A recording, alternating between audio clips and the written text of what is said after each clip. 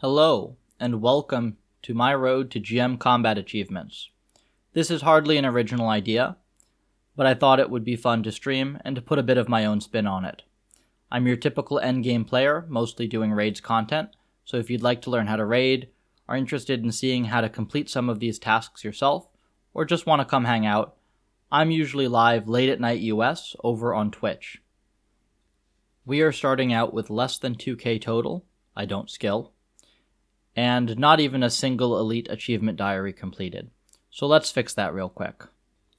The first thing I did was to complete all of the quests that have come out in the last year or so, and it turns out that I had never actually done the skill cave emote in front of the wise old man for the Lumbridge Elite diary step, and that was the last step that I needed.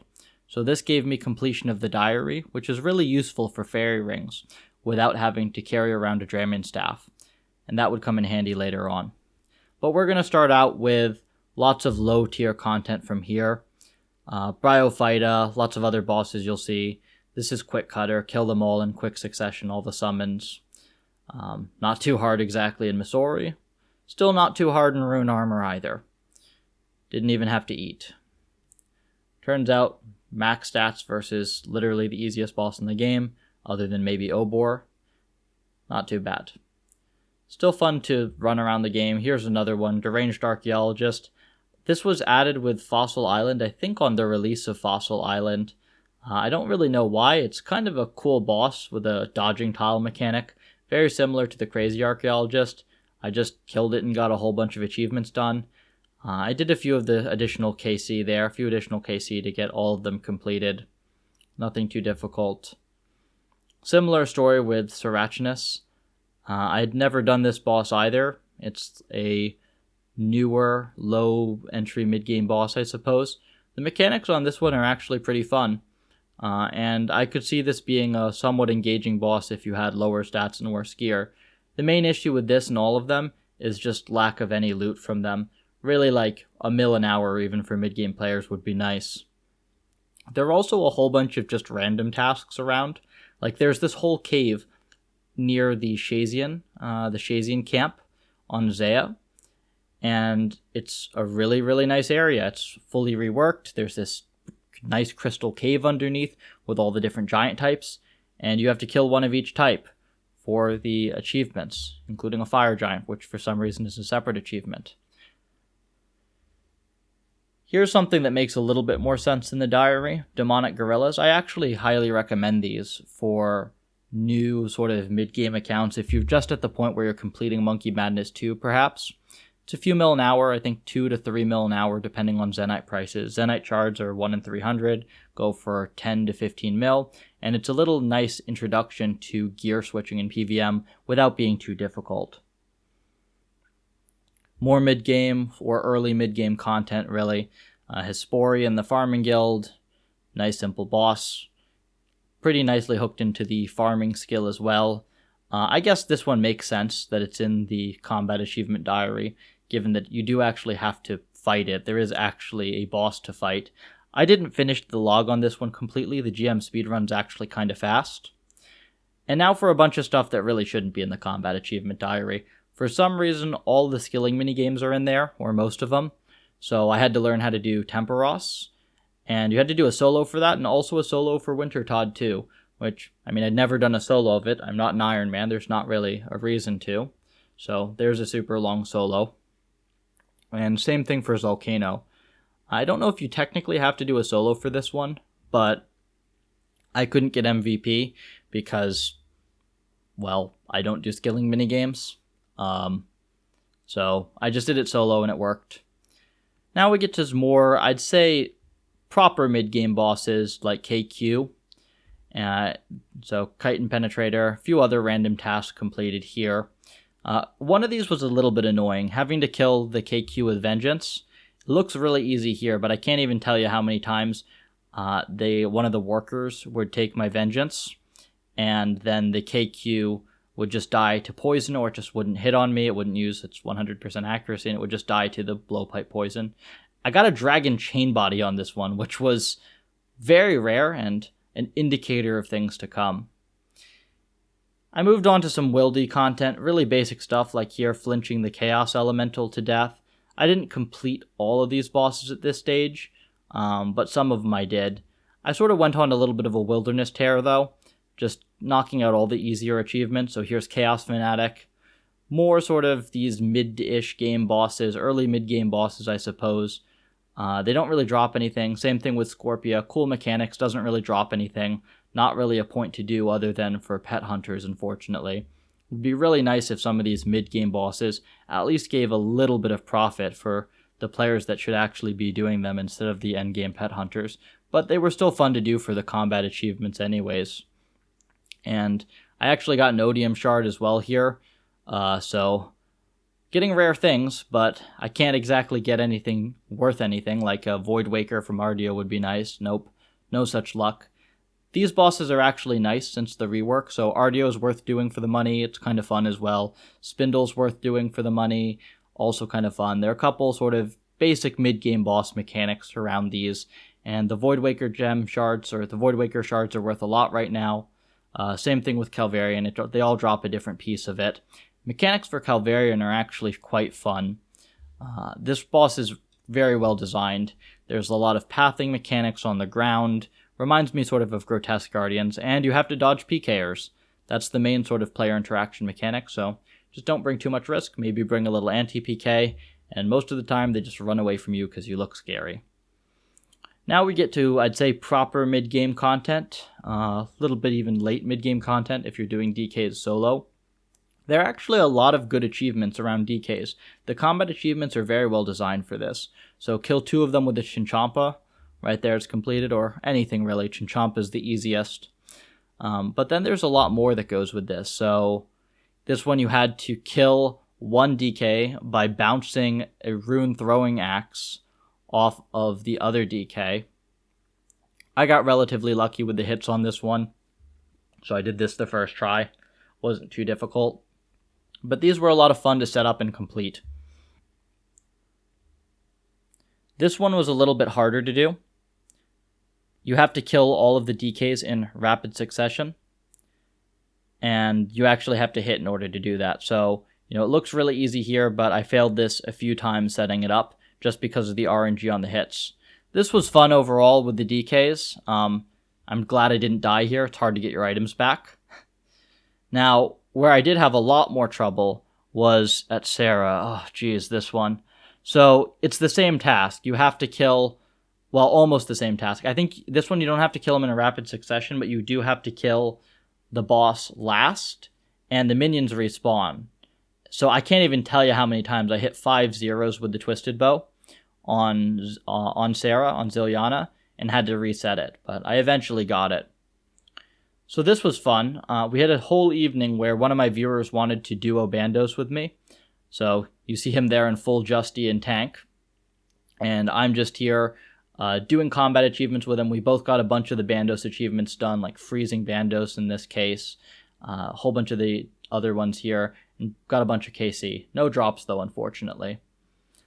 This one was super funny. So I didn't want to do too much in Toa yet. I have to camp those more. But there's this one achievement, or these 2 achievements at Baba, where you have to skip the boulders, so only break a couple boulders at a time. And then another one where you can only attack the fully strong boulders.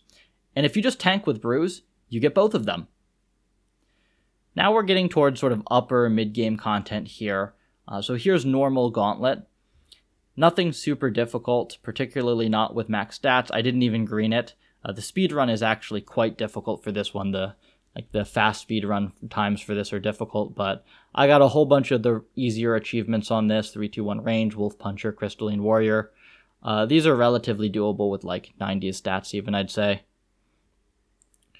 Soloing Corp. I don't think I've ever soloed Corp. I've done it in teams before.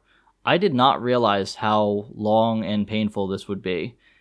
You have to spec this thing down for like 10 minutes, and then you have to just click back and forth like this for, 2,000 HP worth of fanging on this. So yeah, I did not finish the KC for that. Forecath was interesting. This is actually one of the more fun combat achievements in the way it's designed. It's kind of a troll one.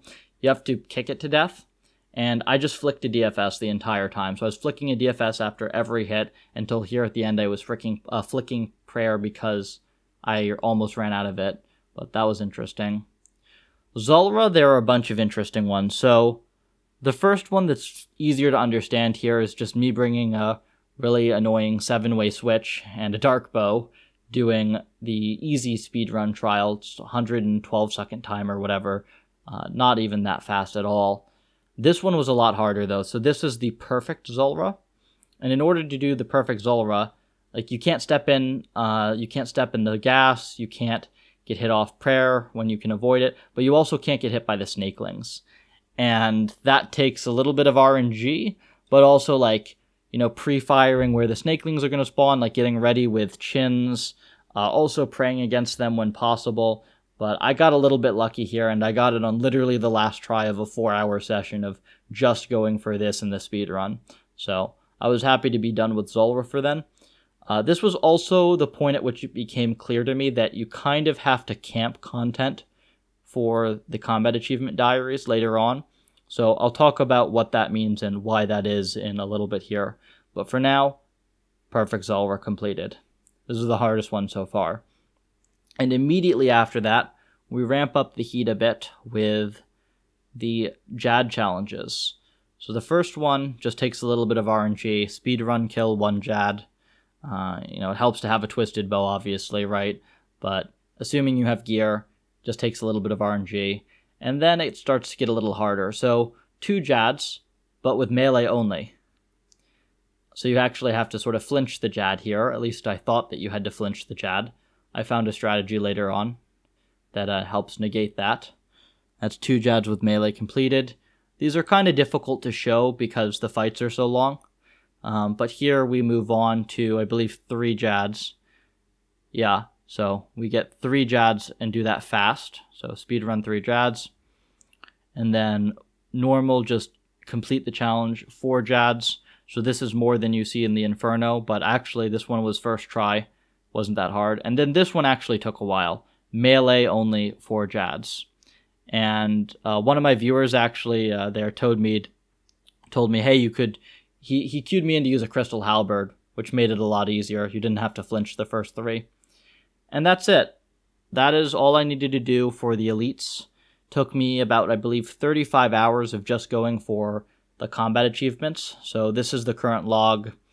You see, I don't have everything completed, even for medium and hard. It's more of a sort of a diverse set of content, if you will, just doing random stuff for points. And that's a pretty good way to do the elites. I did green a few of the easier ones, so DKs are done here, Deranged Archaeologist, but I didn't green anything that actually took some level of skill or a lot of time. So even like Hespori, there's a pretty tight GM time there. I didn't do that. I didn't do all the lengthy KQ KC. KBD I already had completed from a long time ago. But really it's only the easy bosses that are completed here. And this is where that camping content thing comes into play. So in order to actually complete the Masters and GM achievements for some of these, like Vorkath there, you can see is 10 out of 11. That last one is a fast GM time I need. Same with Zorra, same with a bunch of the other ones. That's actually pretty difficult, and you need to camp the content for long enough to get good in order to be able to complete those. And oftentimes, unless you own every item in the game, you kind of need to sell gear in order to buy the stuff that you need, especially for the speedrun tasks. So this is going to be more of like a variety pack, if you will, with all sorts of different bosses. But if I decide to throw some clips together in the future, depending on how this one does, it's going to be a lot more focused on, the individual bosses, where each of those would take anywhere from, a few, 3 hours to 10 hours or more even to get good enough at the boss in order to be able to complete some of the harder challenges. So just looking at Ziliana here, here's one where you have to kill it without taking any damage from the boss or bodyguards. I almost got that one just by luck, but it failed on literally the last hit, unfortunately. I got bad RNG. But then there's Peach Conjurer, which is a super long trip. Like, you actually have to do the boss fairly well. There's not that much room for error.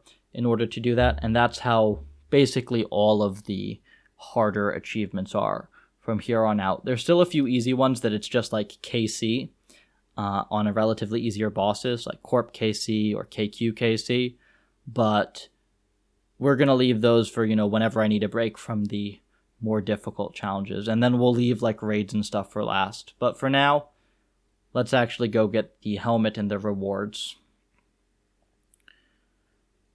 So for the Elite Diary, I actually recommend that a lot of players go for this. The rewards are very good. So you get a new sword hilt, a new Gommel's hilt, easier time obtaining elite clues. I don't really care about that.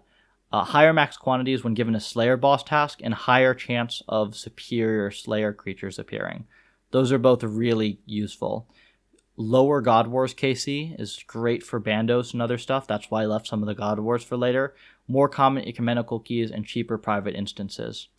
Dwarf multi-cannon can hold 60 cannonballs. It's so good for Slayer. And then the Slaughter Expeditious bracelets doesn't really matter for mains. And then, of course, the main cosmetic, which has started to become a lot more common, I've noticed now in the game, because people have actually sort of seen some content and started going for these. But you do at least get a helm. It looks nice. I think the Masters one is still pretty rare. This one I see pretty common now. But this is a good goal. If you are likewise, like if you're even a mid-game player, you can start going for these. Maybe don't go for some of the harder ones with gear wrecks, but you can definitely unlock some of these perks, and they're really great for your account. And it exposes you to a lot of the content in the game. So there's the final log. It's a whole bunch more points from here on to master, and it's going to take a lot longer. So I'll check back in when I have that, and in the meantime, you can check the content out on Twitch.